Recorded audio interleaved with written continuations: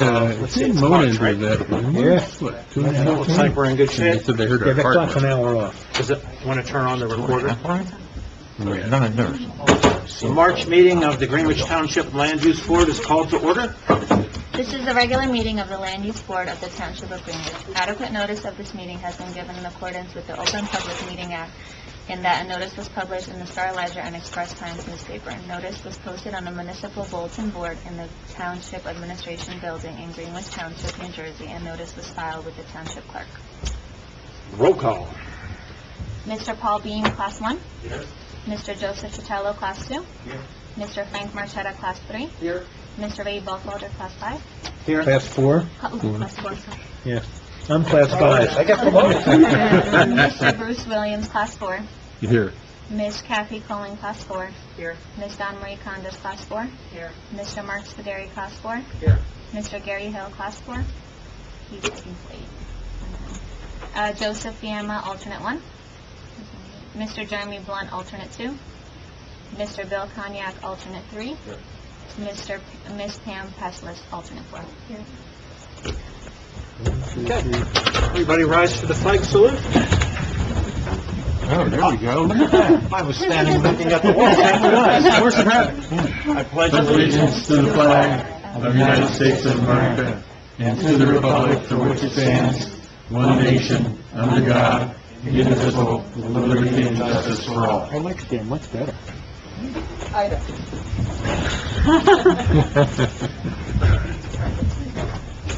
A motion to move the flag?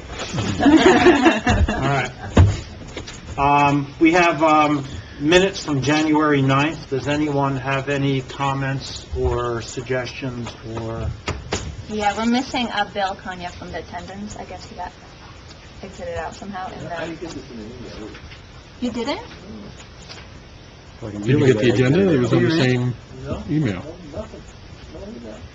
Do you have a red stapler? We're just striking you entirely. I think we're moving you to a room in the basement with a bunch of boxes and a red stapler. My only question is really not part of the minutes, but did we get the terms straightened out? I thought there was a question on that in January. For Joseph Fiamma, or Joseph Chitello, or? It was for the committee, right? So it was you for sure, and then I thought there was also a question about some of the alternates, because they were like all the same or something? Okay. Right. But I think it was, I think the town, It's a township. It's not part of the minutes. Mr. Varsany had to figure out. Okay. Yeah. Right? Right. The township committee issue is not a board issue. If people think that the terms are incorrect, they got to talk to the mayor. So getting back to the January 9th minutes before we get too far off track, does anybody have any comments or suggestions, corrections for the minutes? Other than, I guess, Bill, you were here? He was here, but he's not in here, so I don't know if Okay. there's revisions to that. So we'll add you. Right. I mean, Yeah, right. we'll add you in. Okay. Other than that, is there anything that needs to be corrected? Motion to adopt the minutes as corrected with Bill Pennick's name. Do we need to roll call that? Thank you. Okay, all in favor? Aye. Opposed? Abstain? Motion carries. And you are now here, Bill. We'd be glad to know. Okay, so I was going to flip this around if we had people from the public here, because the closed session we can do at the end, and the public hearing we can do at the beginning. So we don't have a lot of people, but we do have 2 people, and it would probably be better for you guys, folks, if you didn't have to sit here for however long it takes us to jaw in private. So why don't we do that? We'll reverse this. And I think, Beth, you're ready to go? I need a couple minutes, but, Okay. just to set it up. I took my computer down in anticipation of doing the closed session first. Sorry. That's okay. Change of plans. So folks, bear with me. I had some technology problems today. I literally Beth, you need help? on my way. Well, we can You need help with anything? Well, why don't we do this? We have the screen here. Why don't we move up here so we can do that while you're getting ready? We can get out of the way, then we can see it too. And I could put a couple things into the record. For example, the proof of service of the notices of the public hearing on the clerks of the adjoining municipalities, and the notice in the newspaper has been submitted to the board secretary. She's got the originals, I scanned them and emailed them also. Beth is going to be submitting the proof of service as the notice with copies of the plan on the Warren County Planning Board. We're trying to have a meeting, I think. The notice with a copy of the plan pursuant to the statute has to be sent to the Warren County Planning Board and the State Office of Planning Advocacy, and Beth FedEx them there, and she'll be doing a proof of service and submitting that. So, in my opinion, all the notice and procedural requirements to hold this hearing have been satisfied. Okay. And Susanna needs to capture a summary of what you just said in the minutes for this meeting. Correct. Very good. Got it. Okay. Are you ready now? Yeah, I don't want to project it until folks are out of The line of Are sight. you concerned about my eyesight? Yes, he is. We knew John could take up some time. Those Not a stairs problem. might be a little- Yeah, we're gonna move. Oh, how much you take, huh? If you slide that down a little bit to the edge. Or is that blocking your brother? Well, I don't know if I'm gonna be the only one to stay here. I'm gonna move.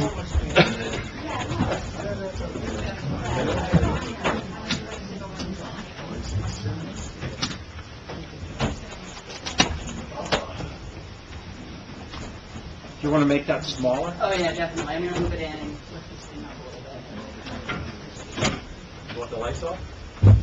Yeah.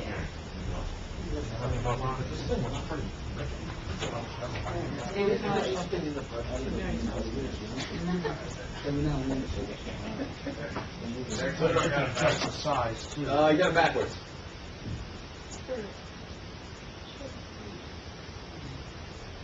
There you go. There you go. That work? I wonder if you could put it right on the cap. Yeah, maybe that makes sense.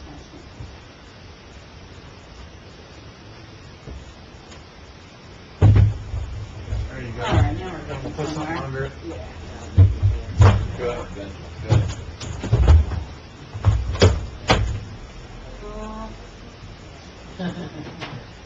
All right. You good with that? You need Yeah, this? no, I think we're good.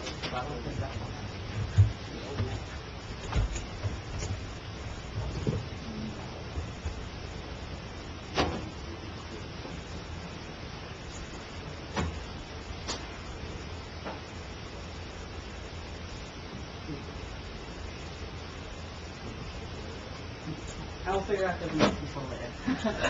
But, okay, thank you very much for dealing with me as I set up this for the first time ever. All right, so we're here tonight to have public hearing for adoption of housing element fair share plan. And for many of you board members that have been through us throughout much of the third round, I'm sorry, I'm going to repeat some of the information, but I'm going to try to move quickly through the history and the general information about affordable housing, and to the extent that folks have questions to make you feel comfortable about what we're doing here tonight, just please feel free to ask me questions.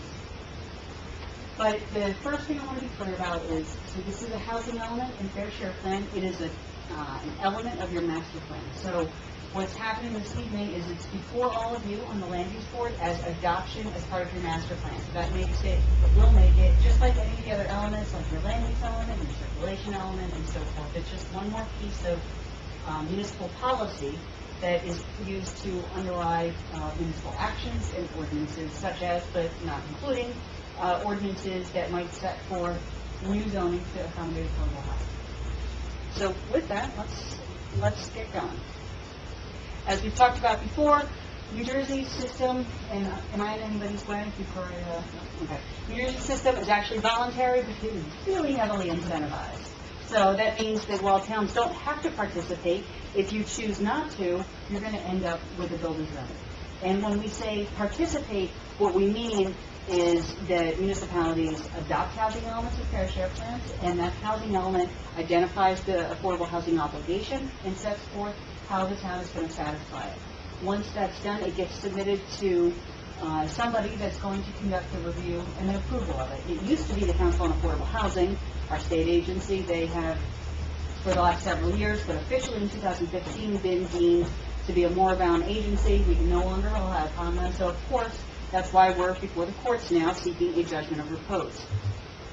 Just as a quick reminder, a builder's remedy is, of course, that nasty litigation towns find themselves in. It's also referred to as exclusionary zoning litigation, where municipalities that don't provide for their affordable housing pursuant to the rules, they have a developer that, most often, but not always a developer, that sues and says, I would be happy to help you fulfill your affordable housing obligation, but of course it means significant densities, and it means significant loss of control. So essentially, developers are not obligated to comply with the municipality zoning, so that means if they want to build multifamily, in order to provide that affordable housing, they can do so in a single-family zone, they can do so in a commercial zone. It really doesn't matter what your master plan says. So we, Greenwich and many over 300 municipalities across the state, do this so that you can maintain control of your zoning and you can comply with your constitutional obligation to provide affordable housing in a way that you see fit, rather than in a way that a developer sees fit. And it is, I would say, one of the most important things that a municipality can do here in New Jersey in order to protect itself and its land use policies. So real quick, when we talk about affordable housing, this is really what we're talking about. So these are the maximum household incomes for your region. They're calculated based on 3 or 4 county regions throughout the state. And so it just as an example, if we look at a 3-person household, that might be 2 parents and 1 child, or 1 parent and 2 kids. Maximum household income for low-income unit is about $43,000. Maximum income for a moderate income is about $69,000. So importantly, while there are also very low-income units that have to be accommodated in the municipality, and these households, again, at 3 people, it's about $26,000 a year. But when we talk about affordable housing, this is not housing for folks that don't work or that don't have incomes. $40,000 is a pretty significant income.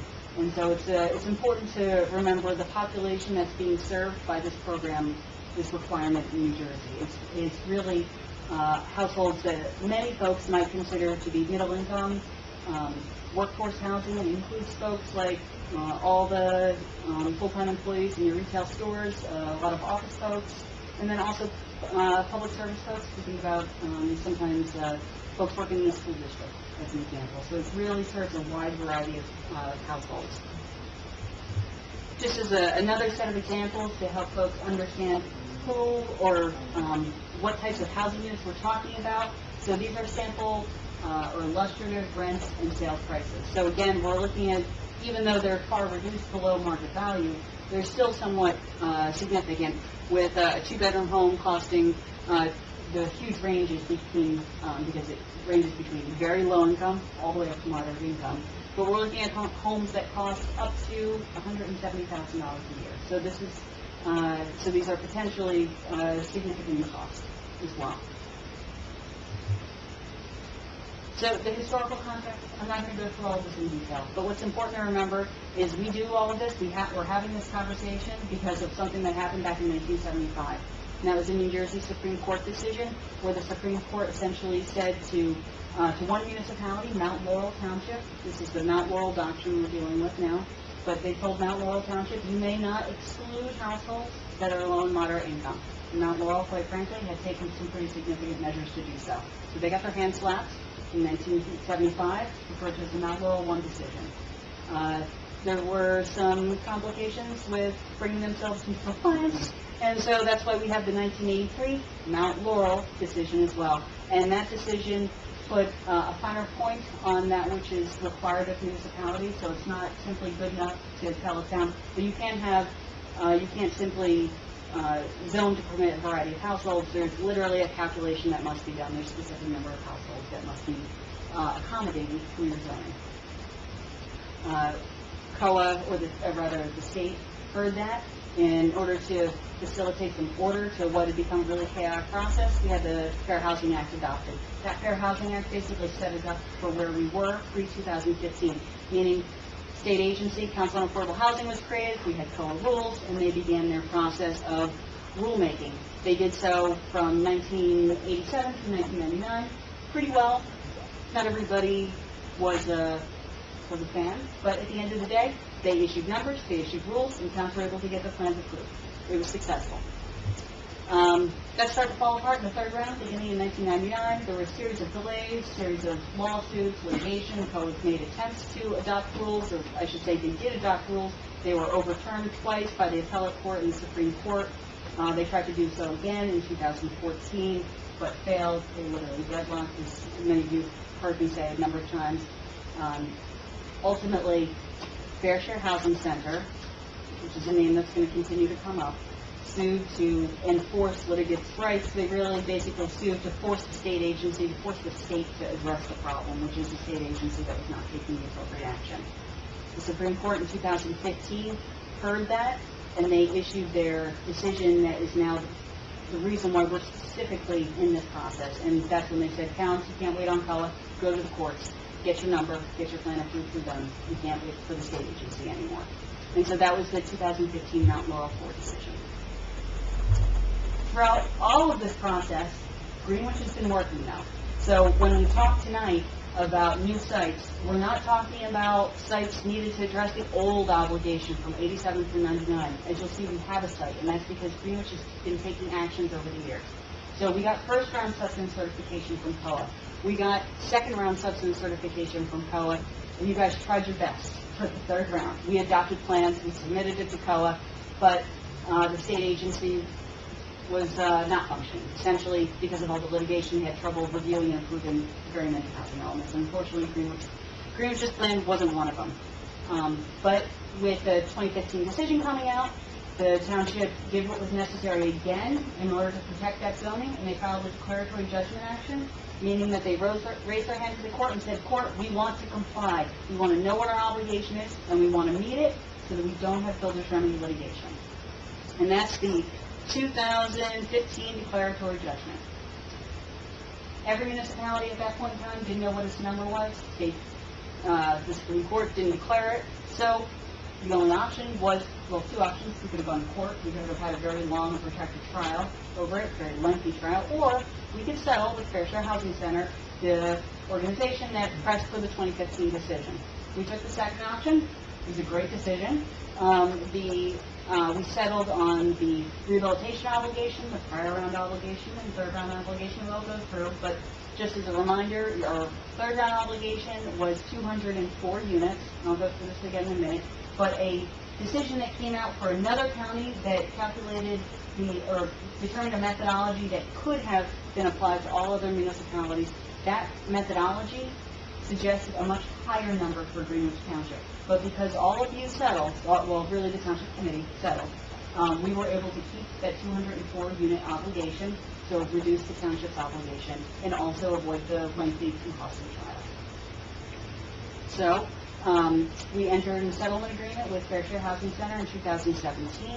For many of you, this is a repeat performance because we adopted a housing plan at that point in time that was a little bit different than what we're going to talk about this evening.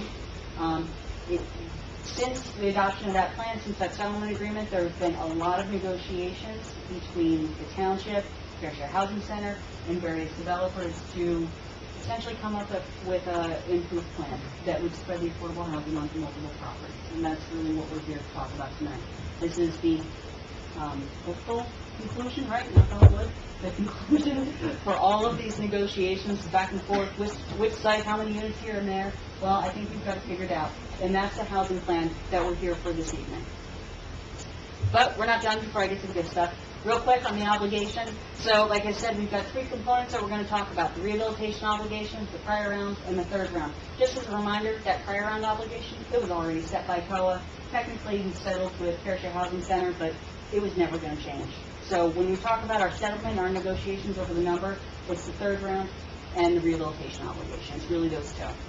In addition to meeting the total number, there are a variety of sub-requirements we need to meet.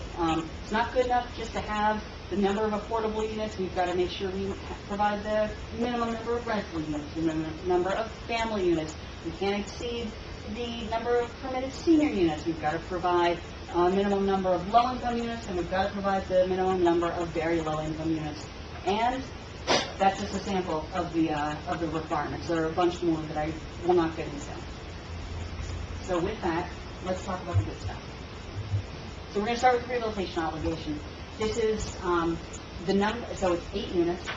It's defined as an estimate of the number of existing households in the community that are, A, occupied by low and moderate income households, and B, are deficient, meaning that they need a new or an upgraded building system. So think about something like a heating system or a plumbing system. And it's just based on data from the American Community Survey. So I don't want anybody to think that there was somebody from Fair Share or anybody else driving around Greenwich counting homes. It's really just an estimate based on this data that's available. As I said, it's 8 units. And it is satisfied in our settlement agreement. It's satisfied, it's been the same throughout all of these ongoing negotiations.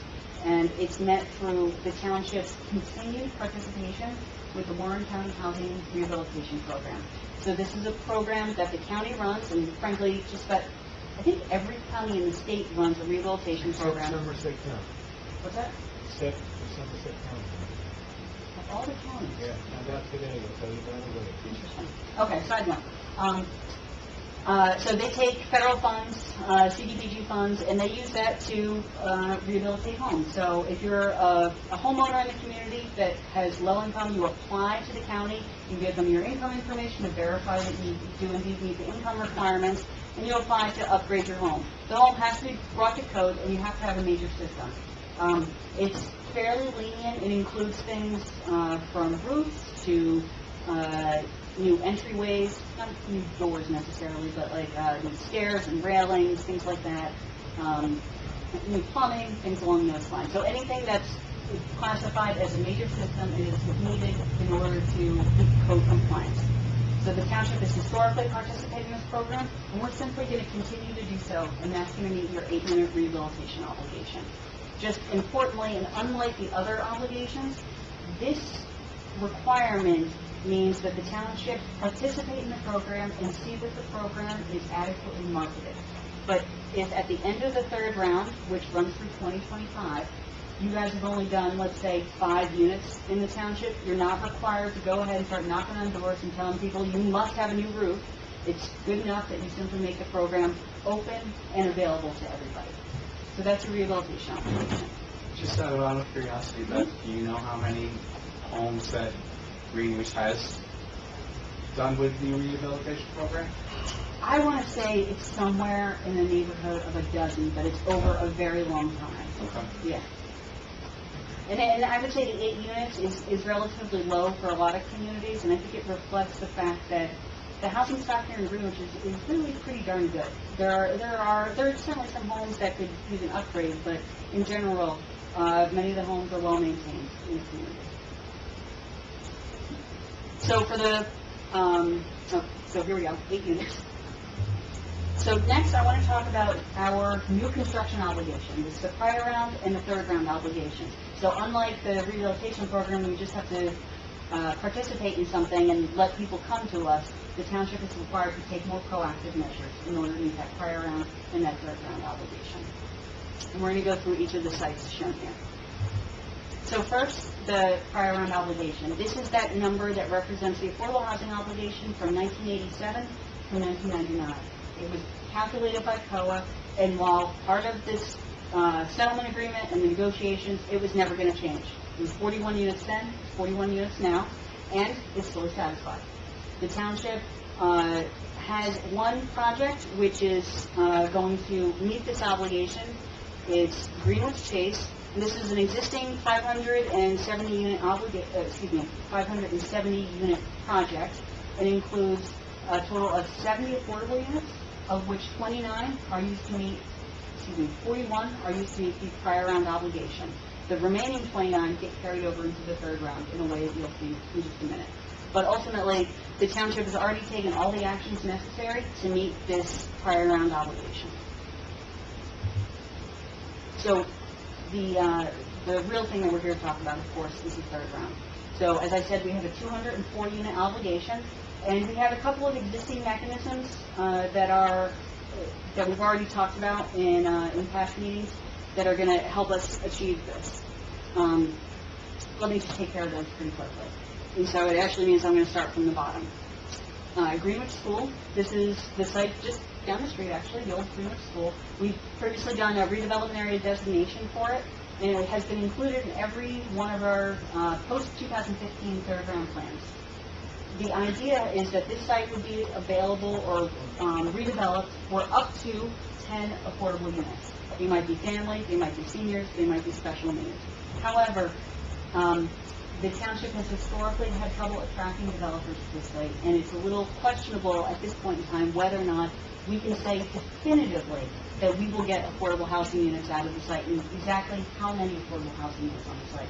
So I've included in this table, it's included in your plan, and if a project comes to fruition that we can request credit for, we can do so. And the plan sets forth all of the details about the site, demonstrating that it's suitable and appropriate for affordable housing. So if and when those credits, those units come to fruition, we'll get credit for them. This is sort of a reservation at this time for future. Next on the table, one up from the bottom, is the Warren County ARC, or ARC of Warren County. This is an existing 3-unit group home. Or I should say 3-bedroom group home. Group homes, unlike any other type of affordable housing unit, is credited by the bedroom rather than by the unit. This is a group home that's been in place since about 2000, and so in each iteration of the third round, we've been requesting and receiving credit for it. Next, At some point, you're going to explain why new bedrooms will also get 3 bonus credits, a total of 6. That's our number. Yep. At some point. yeah. So I'm going to go through each of the sites, and we'll talk about how all of this adds up with bonus credits. So, and then at the top of the table is Greenwich Chase. This is that prior round project that I said we're using 41 out of the 70, so of course the remaining 29 get carried over to the third round. So you get a boost, you get a surplus essentially from the prior round that gives you a 29 credit step into the third round. So with all of the previously discussed sites, let's talk about the relatively new stuff. The first relatively new site is Dumont Road. So while the site's not new, exactly how it's going to be used to produce affordable housing is a bit new. So as you can see on this table, we're going to generate 66 credits on the site. This is of course lot 26, lot 2. It's been included in plans since I want to say 2010 at a minimum. Most recently, since 2015, it was included in housing plans to satisfy the entirety of the third round obligation. If you recall, in our original 2017 settlement agreement and the subsequent housing plan, it called for up to 144 units. We did a variety of public meetings, public hearing, adopting the ordinance, the MF1 ordinance. Since that time, the Township Committee has engaged in additional discussions, and there's been an amendment to how that third round obligation will be satisfied by using Dumont Road for roughly half of the outstanding obligation, and then the next site that we're going to talk about, the Furman site. So this site, as I said, is 66 units. The developer for it has already been selected. We went through that request for qualification process, and the Township Committee back in, I think it was December 20th or so, appointed Hagerman, a very well-known and successful affordable housing developer, to work with the township to be literally their partner in creating this municipally sponsored project. So that more specifically means that Ingerman will build, own, and manage the units. They will have a deed restriction on them for not less than 30 years, and they will provide a total of 66 units, affordable housing units, that the township can use for this third round obligation. The next site, and I think the new site, so to speak, at least for the housing plans that we've been doing, is referred to as the Furman site. And this is block 40, lot 1.01. This is a site that is down in the southern part of the township. It is,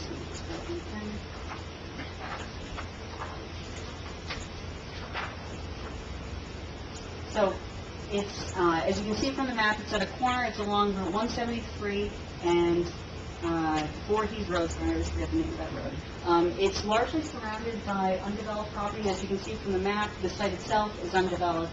However, It is adjacent to the car dealership shown on the map, and it is not far from the Route 22 corridor, which of course offers a variety of retail services and sales and services. Additionally, to the east of the site, it's proximate to single-family residential neighborhoods, so it's in a bit of a transitional district. This site is going to be developed with a total of 64 family rental units. Similar to the Dumont Road site, a developer has also been selected to build, own, and manage the units. And that developer is, Petrucci, thank you. That's the name that everybody, yeah. Because the acronym doesn't sound nice. Yeah. So it's Petrucci. So the developer is going to be Petrucci. This is another developer that has experience building multifamily development. The limited liability company that's made up of Petrucci principals. Thank you. So this will be another site that is 100% family rental project. It's about 64 units, and just for those that might be wondering, I would say the 64, 66 units is about average for these 100% projects. I've seen them go down a little bit smaller, as low as, sometimes as low as 40, but 50 units is up as high up to 80 or maybe 90 units. So this 64, 66 units falls right in the middle, and I think it's going to be a good size for making a nice community for the residents that are there and being able to offer services while not being a disproportionate concentration of low-income households. So that's your new property. Both of these sites are going to be served by public water. The Dumont property, it already has sewer service. This site is not currently within the sewer service area. However, there's going to be a commitment, partnership, and working with the developer to see that sewer is indeed provided to the property. And that's permitted by proposed rules. I'm not anticipating an issue. It's just one additional step that needs to be taken care of before the units can be occupied. So that's our new site. And because I went backwards and now catching up, we've got the old Greenwich School. But as I said, this site is, of course, just down the street. And if I go back to this table, just as a summary. So like I said, we've got Greenwich Chase, your surplus units. Thank you very much, prior round. We've got our old and now revamped Dumont Road, our Furman site, our Arc of Warren group home, and then, of course, if it comes to fruition, the old Greenwich School. One of the things that you see on here is not just those number of units that I cited, with 64, 66, 3, 29, and so forth, but you also see that middle column called bonus credits. And that is because municipalities are entitled to take bonus credits for, you guys have taken bonus credits for family rental units that are used to meet that rental obligation. So if you remember that one slide with circles with all the different requirements, one of those is 25% rental obligation. So even though you're required to do it, you actually get bonus credits if you do it with family rental units. And one of the benefits of this plan to Greenwich Township is that you maximize the number of bonus credits, so that you minimize the number of new units that need to be developed in the township. And ultimately, I think that's one of the themes of this plan, is that the township has used these existing affordable units and is using 100% affordable housing projects in order to minimize the amount of new development that's necessary in order to meet this obligation and remain protected from building permit litigation. Sorry to interrupt you, but the bonus units. So the bonus units on Dumont Road. Not bonus units. Right. Yeah. But they're, okay, so the bonus credits on Dumont Road are there by virtue of the fact that we're meeting this family rental obligation? Yes. And then the Furman property of 64, that's all family rental? Yes. But there's no bonus credits associated Right, with that? because we can only take so many. So we're only eligible for 51, and so we've got 48 for Dumont and 3 from the So Arc we of maxed Warren. it out. Yeah, Okay, exactly. that was my Explain question. why is our limit 51 units? It's 25. Oh, yeah, Credits. 25 years. Yeah, 25 credit. There you go. Okay, hooray, you got it. So it's 25%, 25 credits must equal the percent of our rental obligation, which is also 25%. So 25% of 204 is 51. That yields the rental obligation as well as the number of bonus credits that we're eligible for. All right? So I think I'm actually done. Here's a map. for where all the sites are, so you can see, sorry, that's not quite as clear, but as you can see, we've got the largest blue site is, of course, the Greenwich Chase property. And then we've got Greenwich School, there's over there. Greenwich School is number 3 up at the top. And then we've got the Furman property, which is number 4 down at the bottom. And then the Dumont site is adjacent to Greenwich Chase. And so like I said, we're here tonight to adopt a housing element, to make this part of your master plan. If you go ahead and do so, it actually needs to go and get approved by the court. I should say a pre-step, municipal pre-step is that we need to go to the Township Committee to have this endorsed. So while it's fantastic and necessary that the Land Use Board adopts this as part of their master plan, we are required to get the Township Committee's endorsement so that we can send this to court, because frankly, the Land Use Board doesn't have the ability to do so. It's the committee that is involved in this litigation.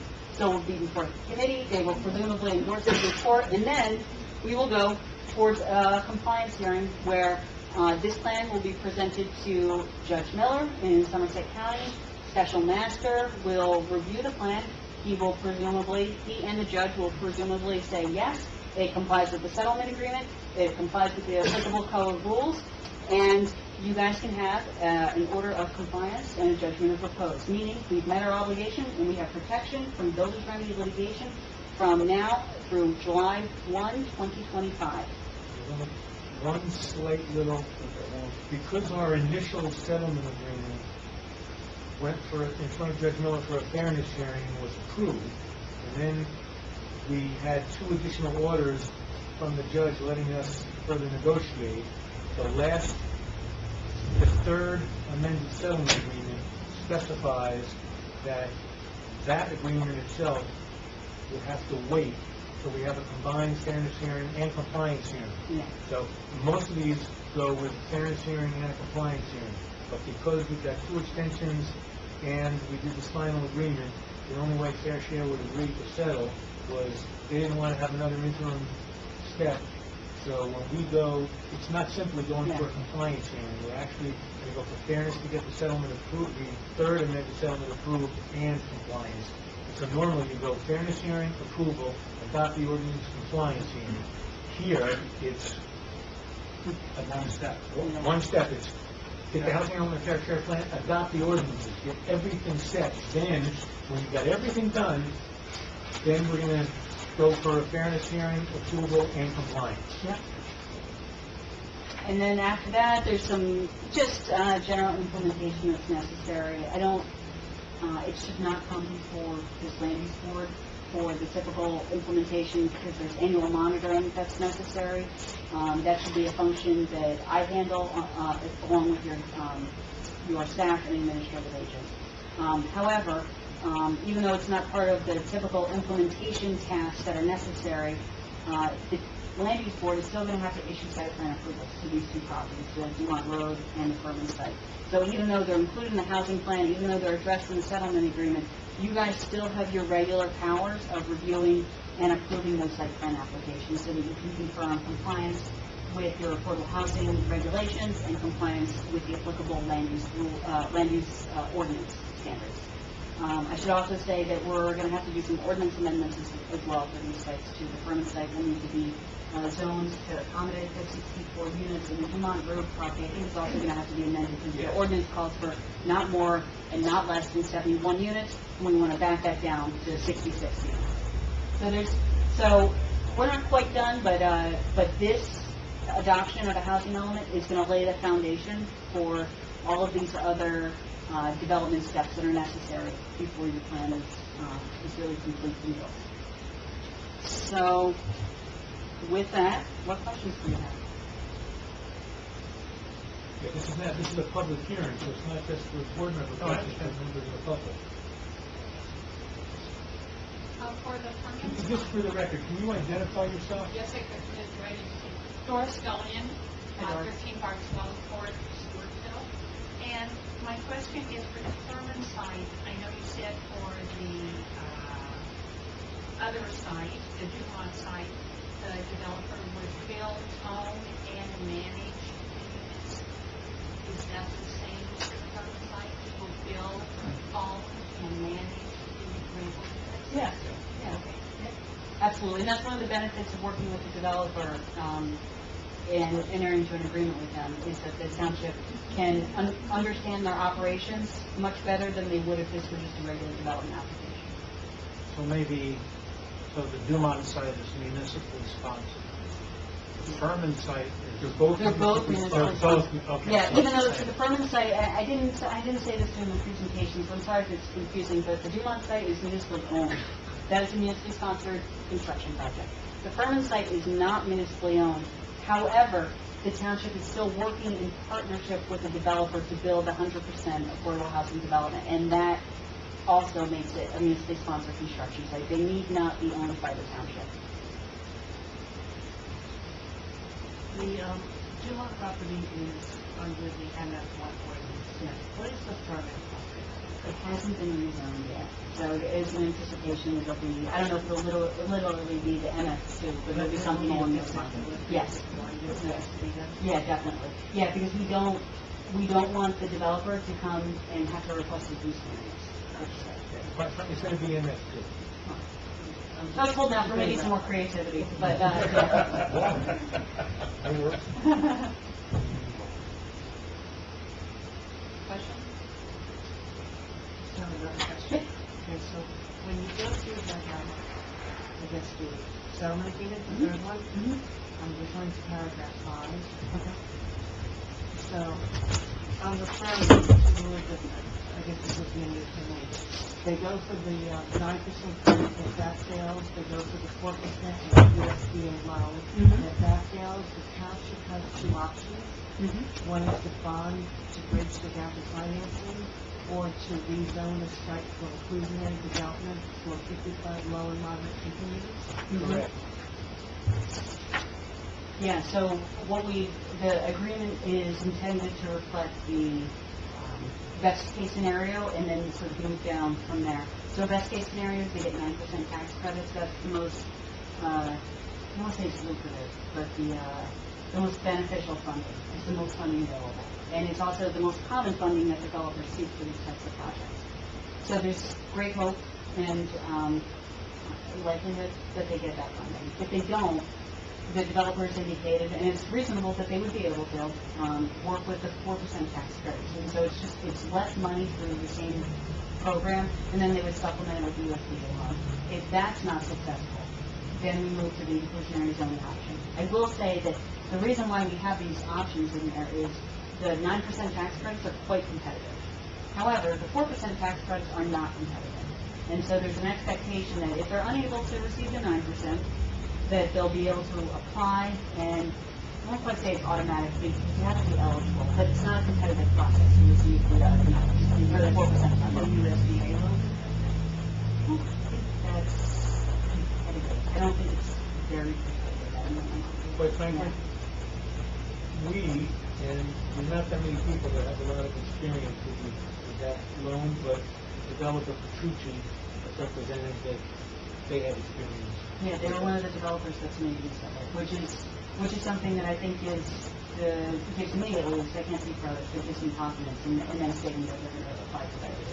It's also one of the reasons that Fair Share agreed to the settlement, because they saw something that it wasn't Petrucci, but it was Petrucci was partnered with this guy named Patrick Torborn. I don't know how to pronounce his last name, but he, in Plainfield, he was partnered with someone else, got them a loan that Fair Share thought there was no way they were going to get. And he seems to have very creative ways of getting loans that a lot of other people don't know about, don't know how to do. And in this, it keeps talking about the July 2019 loan. Allocation difference. Yeah. The 9%. Yep. Things would have to move pretty quickly. Absolutely. If it happens that things don't move as quickly, with anything, it can be delayed. We will be in breach of the contract. It's 2012. I mean, we should reduce it a little bit.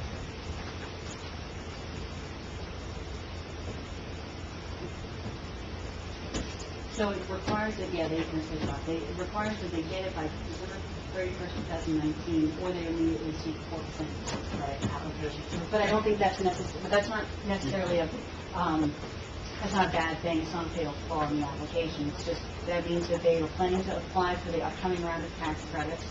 So we're going to see them through the site plan process in the spring and early summer of this year. They'll make the application in July, which is when the deadline is anticipated, and they'll hear before the end of the year. This is, I know this is, it feels like big finality for your affordable housing plan, but really, we're going to keep talking about this because you've got site plan applications that are going to move through very quickly. So what our job tonight is just to approve this housing element. Yep, to adopt it, yep. And the key thing here is we're going to approve the, I guess, concept of putting 66 on Dumont, 64 on Furman. 64 affordable family units, rental units on the Furman site. Yep. So we don't have to get into the granularity of site plan type stuff tonight. Absolutely not, and I would recommend that you don't, because I don't have... I'm not suggesting we do, I'm just saying... But, and so this housing plan identifies the number of units, it identifies the site. I'm obligated, presuming I'm going to be the one that drafts the ordinance, I'm obligated to make sure that the ordinance that's adopted, that facilitates the development, accommodates those units, and does so in a way that would not in some way prevent funding. As a planner, I'm well versed in being able to navigate that. Any unnecessary cost, standards. Exactly. Yeah. So we'll be involved in crafting the ordinance to really fine tune exactly how the Dumont Road is largely done already, since we have 71 as opposed to 66 units. But that process that we went through for that site will be similar to what we have to do for the Furman site. We'll have to work with the developer to understand what they think is fundable, and then work with what Greenwich Township thinks is appropriate for that site. So as this board adopts the housing element that you presented, assuming that the board chooses to do that, then from here it still has to go to township committee. Yeah, they have to endorse it. Their requirement is a bit less than an adoption. They just simply have to acknowledge adoption by this board and approve submission to the court. But yes, they're obligated. Next meeting is next Thursday. So tomorrow morning, I was waiting to see if you guys adopt this tomorrow morning. I will send an agenda item in to the township clerk for the governing body's meeting next Thursday to endorse this plan if you adopt it tonight. Okay, so then I guess my last question, and I'm not looking for trouble here, but what would happen if for some reason we chose not to adopt this plan? Big trouble. Yeah, I think we're going to be in violation of settlement. Right? Yeah. Yeah. So then we'd be subject to lawsuit. You'd be subject to a motion in aid of litigants' rights by fair share and/or potentially setting up to have your temporary immunity stripped by the judge and then subject to a building remedy lawsuit. And that temporary immunity is what protects us from building remedy right now. Right. And once we obtain the final judgment of compliance with the code, then you get permanent immunity for a 10-year period, which unfortunately we're almost halfway through for July 2020. We're halfway through our 10-year period, but I just want to make sure that everybody on the board sort of understands The gravity. the rock and the hard place we're between. Yeah. So, Yeah. Yes, identify yourself, and also, since this is a public hearing, Ray, it's up to you, but you could also allow comments from the public at this point also. I'll wait till we reorganize, because I think you're done. Yeah. And then if you guys want to make comments, that way we can make sure they're being recorded. Okay. Some questions still. Can you identify yourself? Bill Gullion, 13 Barnstable Court. I'm having a difficulty separating form from substance. It seems like, the Furman deal, the township committee need to deal with them to go ahead and start working on this. Same with Ingerman, both of them. Yeah. So, is this, this is something you have to do to have in your master plan and all of that sort of good stuff.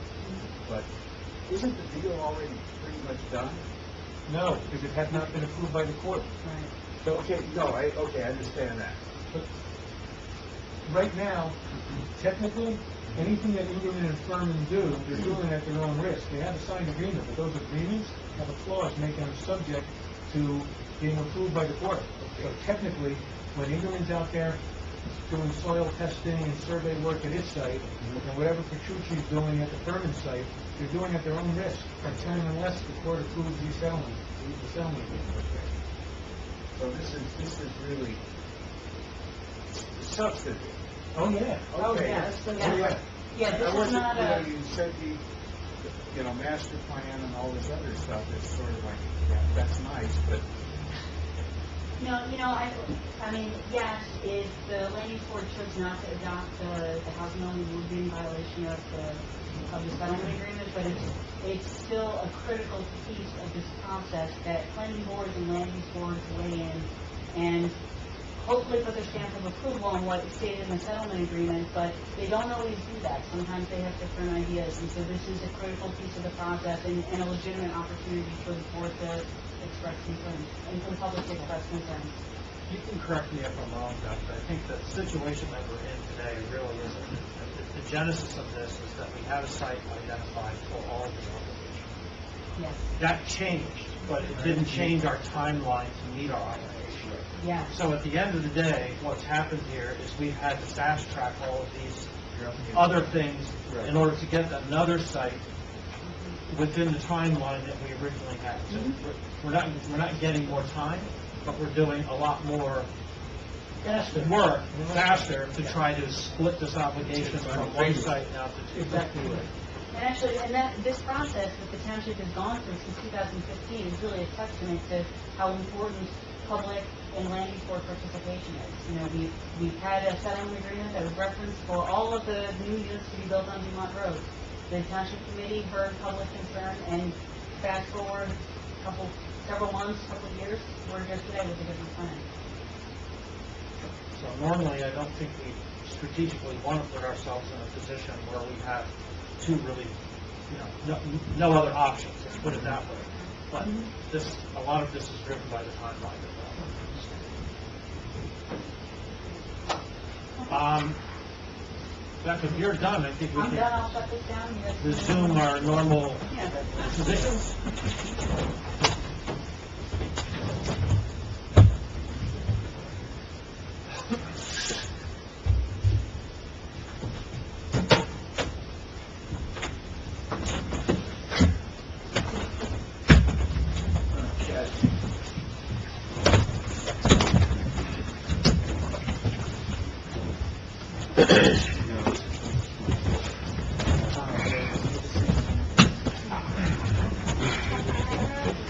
Okay, while They all we're sit doing here that, before, we'll so go they ahead. must Yeah, I was gonna say, where'd the room go? What is that?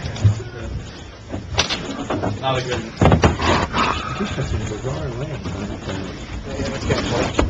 So while we're getting reorganized here, we had testimony from our planner, so we had questions to the planner. And since we have people from the public here that have heard this, then I'll ask if anybody has any comment, which is nuanced, different than questions. If you have comments or opinions that relate to this, if anyone wants to share those, I'll ask now, and if not, then we'll move on.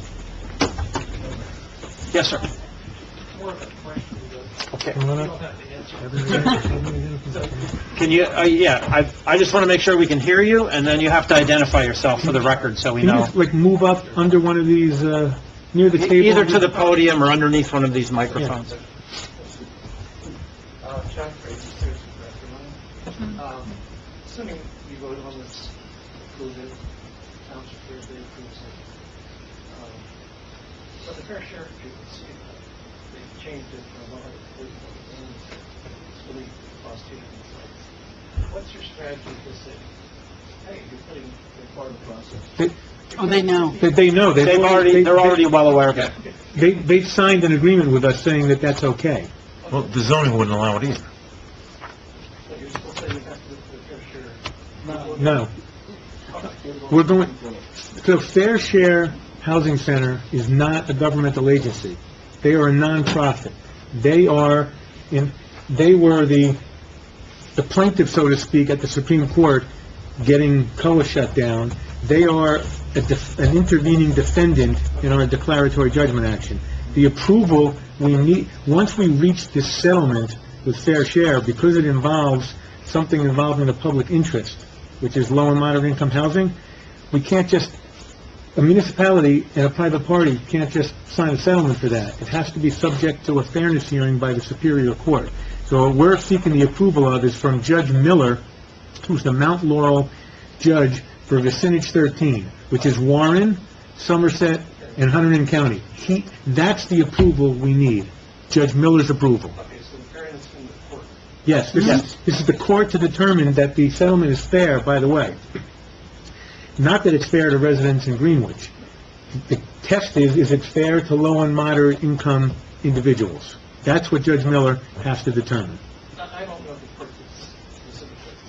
Would they, you have to have a strategy if they say, well, you're putting half on a 2-acre property, another half on a 5-acre property. If you're ready for this, from a fair, right, no, totally irrelevant from a fairness determination on whether it's fair to low and moderate income people. Again, it's not judged on fairness to the neighbors, it's judged on fairness to the people that are going to be living in those two developments. And Fair Share Housing Center, they represent low and moderate income people.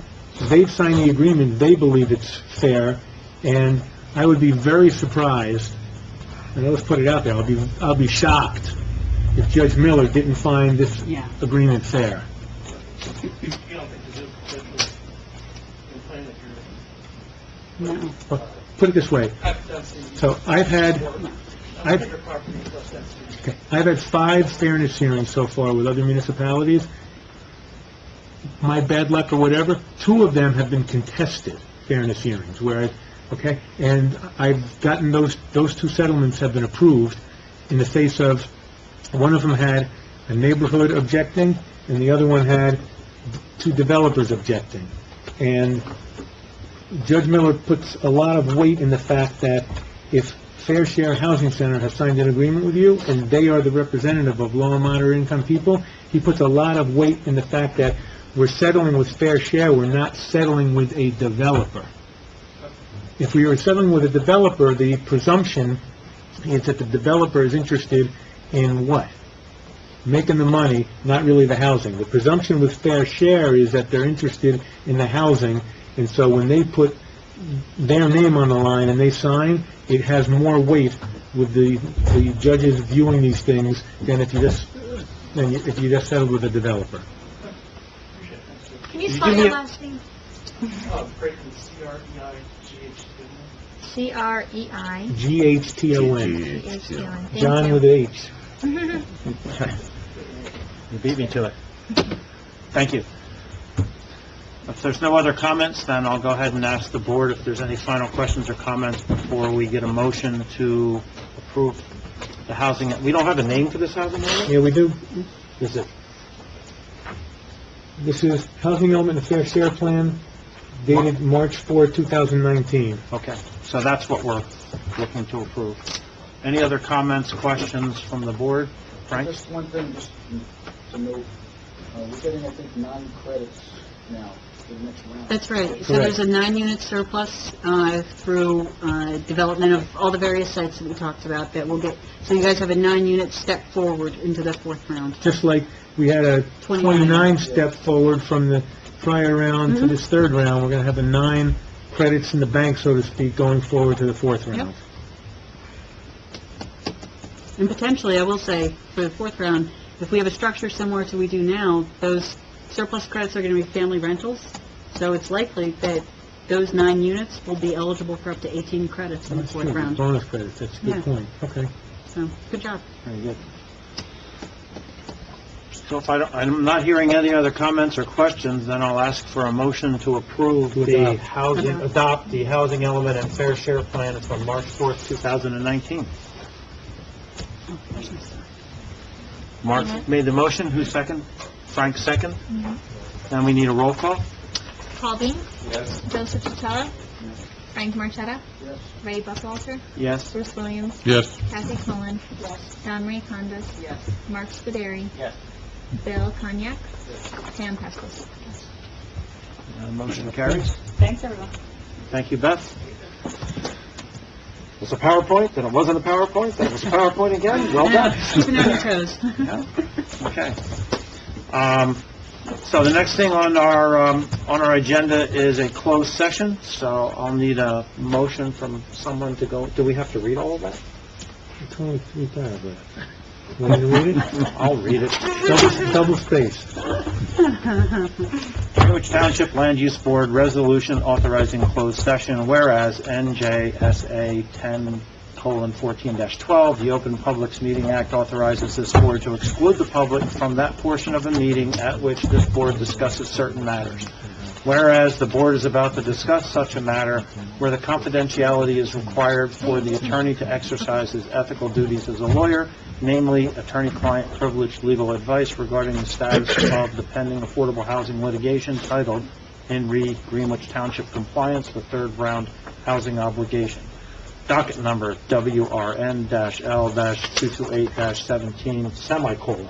Yeah, I know, go ahead, keep on going. Whereas this board believes the public should be excluded from those discussions, now therefore be it resolved by the Greenwich Township Land Use Board on March 14, 2019, that the board now go into closed session and the public be excluded, and that the board believes that the discussions conducted in the closed session may not be disclosed to the public because all discussions will involve attorney-client privileged advice and information. I'll make that motion. Thank you. Second? Thank you, Don. So, not a problem. Unfortunately, we'll have to ask you to, and, Bill, can you be the sentry? Thank you. Tell me, there's nothing else on the agenda, so... Yeah, that's it on the agenda. I think you were aware of that, but, yeah, I think they knew. Got it. I don't see any green bars on that. Though. Oh, there we go. Okay, very good.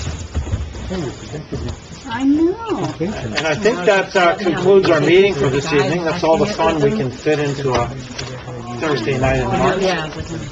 So, I would ask for a motion to adjourn, unless anybody has any other comments or anything else. And a second?